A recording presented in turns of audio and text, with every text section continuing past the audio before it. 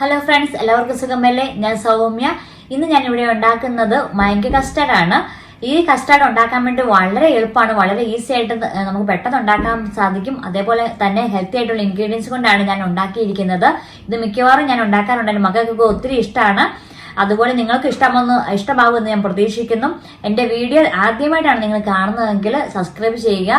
അതോടൊപ്പം തന്നെ bell button അമർത്തുകയെന്നുണ്ടെങ്കിൽ എൻ്റെ വീഡിയോസിൻ്റെ എല്ലാ നോട്ടിഫിക്കേഷനും നിങ്ങൾക്ക് ലഭിക്കുന്നതായിരിക്കുമേ. Thank you. ഇനി നമുക്ക് നമ്മുടെ മാംഗോ കസ്റ്റാർഡ് ഉണ്ടാക്കാൻ വേണ്ടിയിട്ട് എന്തൊക്കെ സാധനങ്ങൾ വേണ്ടതെന്ന് നോക്കാം. അതിന് വേണ്ടിയിട്ട് ഞാൻ എടുത്തേക്കുന്നത് 1/2 ലിറ്റർ പാലാണ്. ഇത് 2 കപ്പ് പാലാണ്, 1/2 ലിറ്റർ പാല്. പിന്നെ നല്ല പഴുത്ത മാങ്ങയാണ് ഞാൻ എടുത്തേക്കുന്നത്. പിന്നെ നമുക്ക് വേണ്ടത് കസ്റ്റാർഡ് പൗഡർ ആണ്. 3 ടേബിൾ സ്പൂൺ കസ്റ്റാർഡ് പൗഡർ ഉണ്ട്. പഞ്ചസാര 4 ടേബിൾ സ്പൂൺ ഷുഗർ ഉണ്ട്.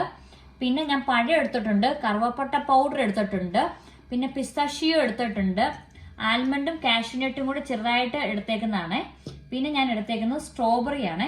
നമ്മുടെ ഇഷ്ടമുള്ള ഫ്രൂട്ട്സ് വേണമെങ്കിൽ നമുക്ക് ഉപയോഗിക്കാം കേട്ടോ. നമുക്ക് ഏത് ഫ്രൂട്ട്സ് വേണമെങ്കിലും ഉപയോഗിക്കാം. ഈ സാധനം തന്നെ വേണമെന്ന് യാതൊരു നിർബന്ധമില്ല കേട്ടോ. നമുക്കിനി പാലൊന്ന് ചൂടാക്കാൻ വെക്കാവേ. ഇനി ഈ പാലൊന്ന് ചൂടായി വരട്ടെ. ആ സമയം കൊണ്ട് നമുക്ക് വേറെ കുറച്ച് പാലെടുത്തിട്ട്, ഒരു 1/4 കപ്പ് പാലെടുത്തിട്ട് നമ്മുടെ കസ്റ്റാർഡ് പൗഡർ നമുക്ക് ഒന്ന് മിക്സ് ചെയ്തെടുക്കാം. തണുത്ത പാല് വേണം കേട്ടോ മിക്സ് ചെയ്യാൻ വേണ്ടിയിട്ട് എടുക്കേണ്ടത്.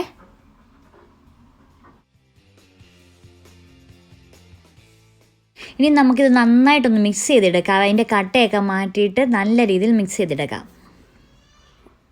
ഇതിപ്പോൾ കട്ടയൊക്കെ മാറ്റി നന്നായിട്ട് ഞാൻ കലക്കി വെച്ചിട്ടുണ്ട്. ഇനി നമുക്ക് നമ്മുടെ പാലിലേക്ക് നമുക്ക് ഒഴിച്ചു കൊടുത്ത് നന്നായിട്ട് ഇളക്കി കൊടുക്കാവേ.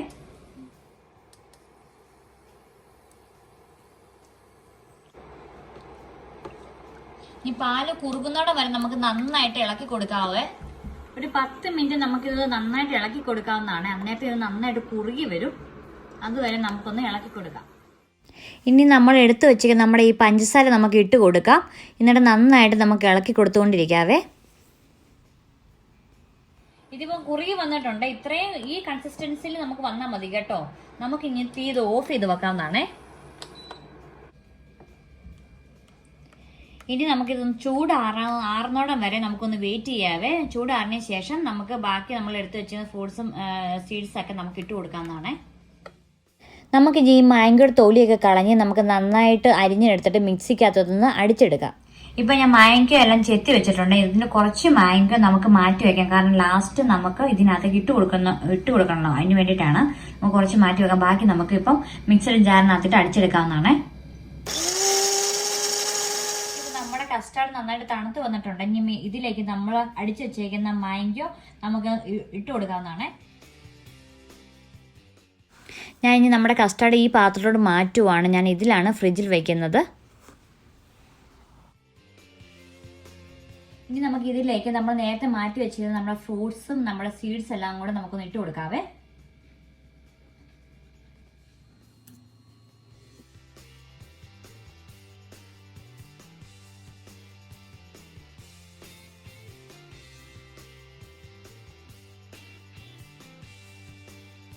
നമുക്കിതെല്ലാം കൂടി നന്നായിട്ടൊന്ന് ഇളക്കി കൊടുക്കാവേ.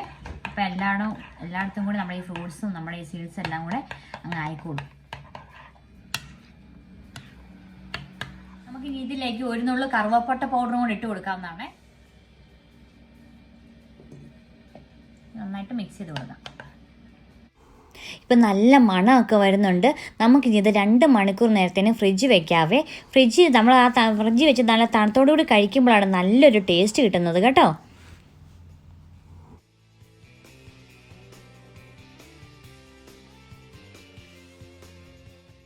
നമ്മുടെ മാംഗോ കസ്റ്റാർഡ് ഇപ്പോൾ റെഡി ആയിട്ടുണ്ട്. 2 മണിക്കൂർ കഴിഞ്ഞു. ഞാൻ ടേസ്റ്റ് നോക്കിയായിരുന്നേ.